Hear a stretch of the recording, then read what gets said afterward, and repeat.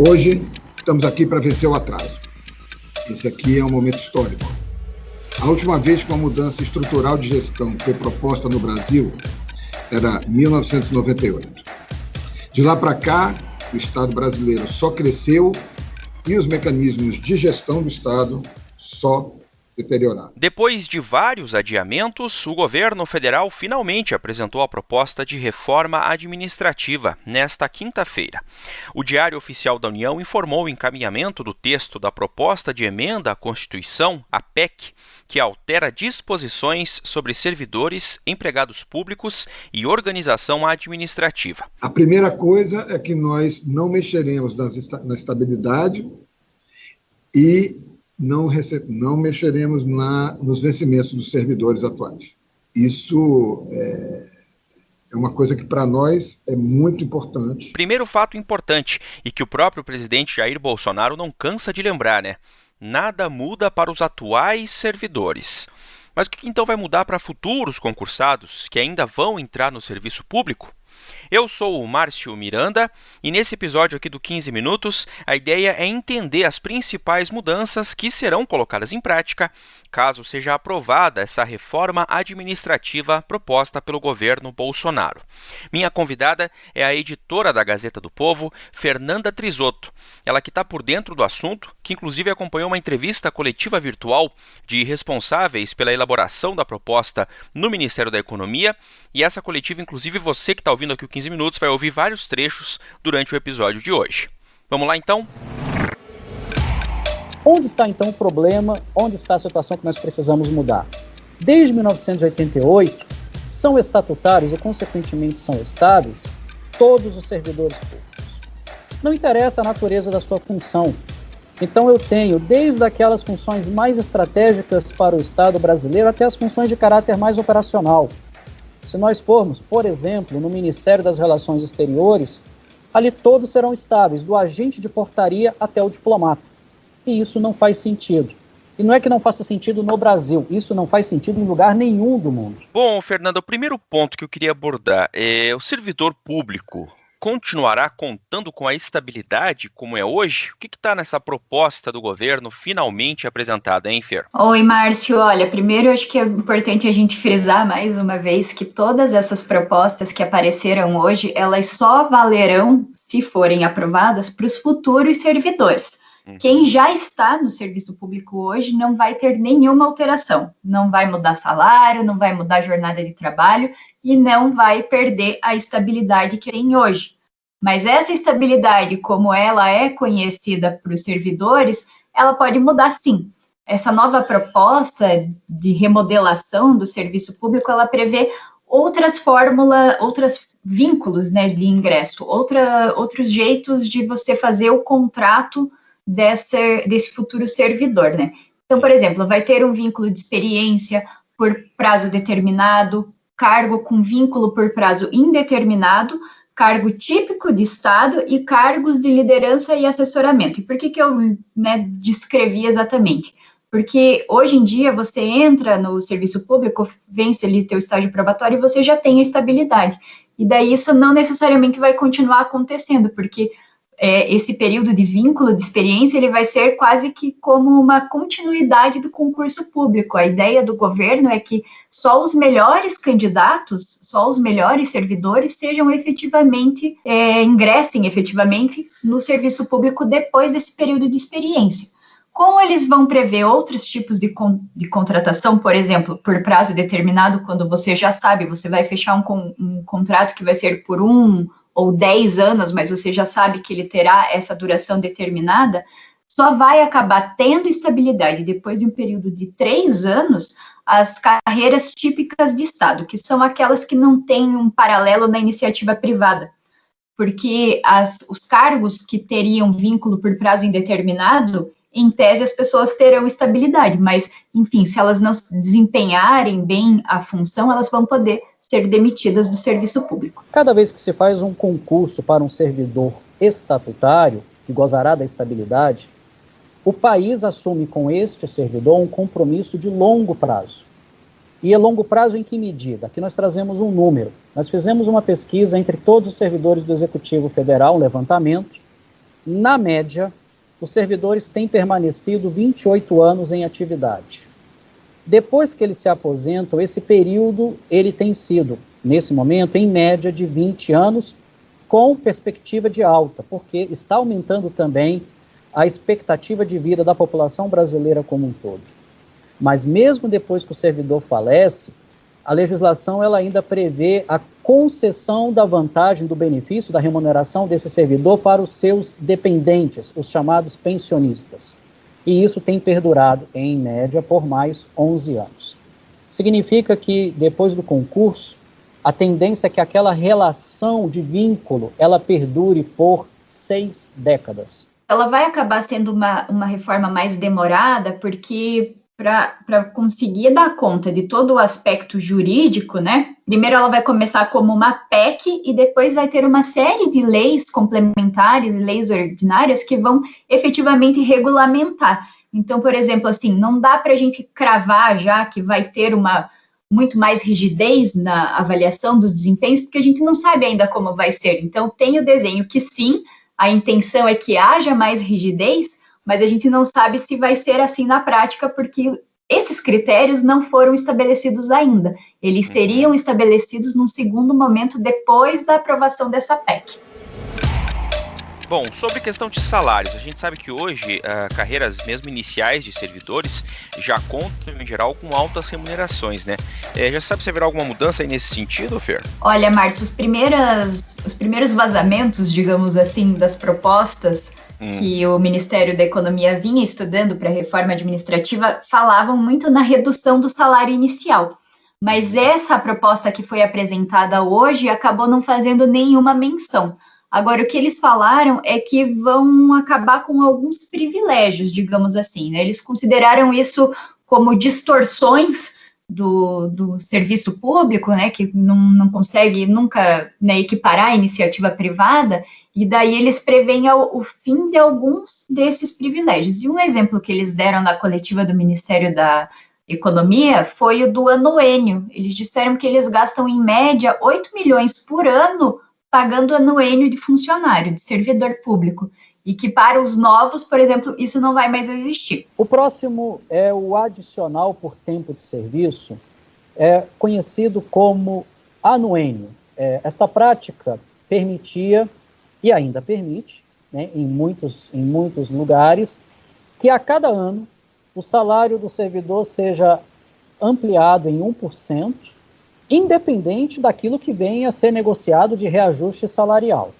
Então, além do reajuste salarial e além do valor que o servidor vai agregando à sua remuneração na medida em que ele avança na carreira, esta figura provoca uma ampliação de 1% por ano na remuneração do servidor público, de todos, independente se ele teve um bom desempenho ou um mau desempenho. Independente se é um servidor excepcional ou um servidor que apresentou várias faltas ao longo do ano anterior. Isso é concedido de forma automática. Por exemplo, progressões na carreira que hoje elas são por tempo, né? A gratificação, e mesmo a gratificação que você acaba ganhando mais por tempo, a intenção do governo é acabar com isso. Então, você não vai mais ter adicional por tempo de serviço. Os aumentos seriam todos dados por mérito, né, com uma promoção, como acontece na iniciativa privada, né, não teria esse plano de cargo assim, passou um X período de tempo, 5 anos, eu vou ganhar um reajuste, né, isso, frisando de novo, só vale para os novos contratados, os futuros contratados. Quem já entrou no serviço público não vai ter nenhuma alteração. E nessa lista de privilégios que eles querem eliminar, tem licença-prêmio, que eles não vão mais existir. O fato de se gerar, a cada 5 anos, 3 meses de licença, um período inexorável, automático de 3 meses de licença, é algo que não é a melhor solução, não é o melhor uso da nossa força de trabalho. Aumentos retroativos, assim, que se, por exemplo, você está negociando e vai fechar o acordo para um reajuste de salário no mês de novembro, e daí esse reajuste é retroativo a março, não vai mais ter, então eles não querem mais fazer isso. O adicional por tempo de serviço é uma mudança importante, e outra é as férias, né? A gente sabe que tem servidor que às vezes acumula muitos dias, mais de um mês de férias por ano, e não terão mais esse direito, né? Elas ficarão restritas a 30 dias por ano. Um aspecto muito importante aqui, Fernanda, que gera dúvidas, né? A reforma trata de servidores dos 3 poderes ou é só do executivo, hein?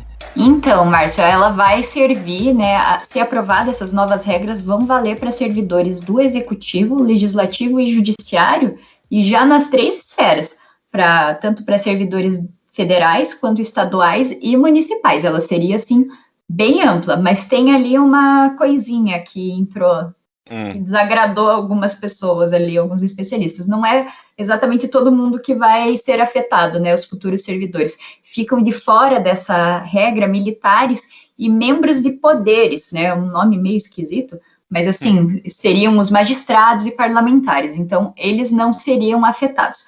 A justificativa do Ministério da Economia é que não cabe à presidência da República, não cabe ao executivo interferir daí nesses poderes. Mas, né, eles não detalharam muito mais, foi uma explicação bem sucinta, e daí para eles não vai ter mudança, não. No judiciário, os membros de poder são todos os que integram a magistratura, são os juízes, os desembargadores, os ministros de tribunais superiores. No Ministério Público, são aqueles que desempenham as funções essenciais da justiça, procuradores, promotores. No Poder Legislativo, são os parlamentares. Esses são os membros de poder que são regidos por estatutos próprios, eles não são regidos pelo, então, atual regime jurídico único, e aí o que nós estamos apresentando na PEC é o que toma o lugar do regime jurídico único e é aplicável a todos os servidores do Poder Executivo, do Legislativo e do Judiciário, da União de Estados e de municípios. Então, para juízes, para os militares também, né, não tem. E daí tem aquela questão, né, que a gente sabe que essa reforma administrativa está sendo feita como uma sinalização, principalmente para o mercado, que o Brasil está preocupado com o gasto público, né? Então, é uma maneira de conter o gasto público. Então, vai conter, tem a sinalização que vai conter, mas não vai conter tanto assim, né, Márcio? Pois é, e é isso que eu ia perguntar também. Esse fato da reforma valer só para servidores futuros, né? Inclusive, isso muitas vezes é batido nessa tecla, tanto na apresentação dessa quinta-feira, o presidente Bolsonaro sempre fala disso. Isso será que diminui um pouco esse possível impacto positivo assim perante o mercado? Esperava-se mais ou não, será, hein, Fernando? Olha, Márcio, o governo já vinha sinalizando que essa reforma seria só para futuros funcionários, e a gente sabe que os atuais servidores, né, eles fazem um lobby muito forte, e eles têm muita pressão ali, né, eles conseguem fazer muita pressão no Congresso Nacional, embora, né, se você for pensar os trabalhadores da iniciativa privada, claro que são muito mais numerosos, mas também são muito mais dispersos, porque são inúmeras categorias, né? Não existe o sindicato dos trabalhadores da iniciativa privada, por exemplo. Então, é mais difícil para essa grande categoria tão diluída fazer pressão para não conseguir barrar alterações, né? Enquanto o funcionalismo já trabalha muito melhor nessa pressão, né? Um exemplo é a reforma da Previdência. A gente sabe que a dificuldade que é para qualquer governo mexer na Previdência de modo geral, mas mexer na Previdência de servidor público é ainda mais difícil, né? Tanto que ano passado eles conseguiram amaciar um pouco das regras que eram mais duras, né? Foram propostas mais duras. E talvez mesmo essa experiência da reforma da Previdência já serviu para o governo calibrar ali o que ele ia conseguir ou não mexer, né? A gente sabe que essas exceções ali, quem ficou de fora, tipo magistrados, né? Eles são a elite do funcionalismo, podemos dizer assim, que são salários muito altos, que têm muitos benefícios associados, então, assim, não vai cortar ali, é difícil, né? É difícil justificar. E militares, por outro lado, a gente sabe que é a base do Bolsonaro, né? Ele já evita mexer muito com essa classe, também vimos isso na reforma da Previdência no ano passado, ou então, às vezes, né, funcionalismo que não vai ter aumento nenhum, mas aí ele vai lá e instiga, né, polícias militares, polícia civil a buscarem por esses reajustes de salário nos seus estados. Então, assim, ele tem uma relação mais íntima com esse público, e ele também fala para o público dele, né? O Bolsonaro já, nesse ano mesmo, ele já está, depois que ele se curou da Covid-19, ele já está num modo bem campanha. A gente vê que ele tem viajado muito para inaugurar a obra, né? Tem falado muito para um público que ele já está projetando ali que pode ser o futuro eleitor dele em 2022, né? E reforma administrativa mexe com todo mundo, porque ninguém quer se indispor muito com o servidor atual, né? Nem com o futuro, mas o futuro é uma base que não existe ainda, né? Então, a gente sabe que tem algumas entidades que representam servidores que fazem pressão por temerem algo como o fim do serviço público, mas isso não está em cogitação, né? As mudanças não vão acabar com o serviço público de modo algum.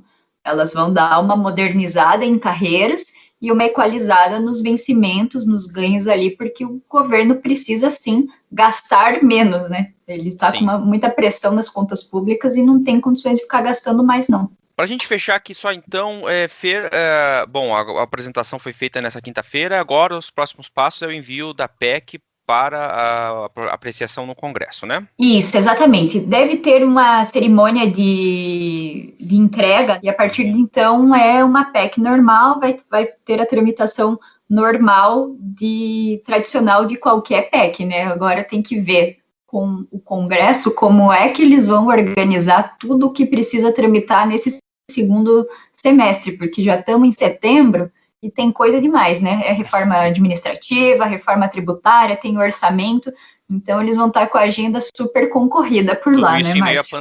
Tudo isso em meio à pandemia. Exatamente, exatamente. Pois é. Bom, mais detalhes, todas as informações ainda sobre a reforma administrativa você encontra na Gazeta do Povo. Fernanda Trisotto, obrigado por participar mais uma vez aqui do 15 Minutos. Até a próxima. Eu que agradeço, Márcio. Até a próxima. Ponto final nesse episódio do 15 Minutos, da redação da Gazeta do Povo. Eu lembro que o 15 Minutos conta com a participação da Maria Escrocaro e da Jennifer Ribeiro na produção, a montagem é do Leonardo Bestloff e a direção de conteúdo do Rodrigo Fernandes. Eu sou o Márcio Miranda e agradeço muito a sua companhia. Até mais!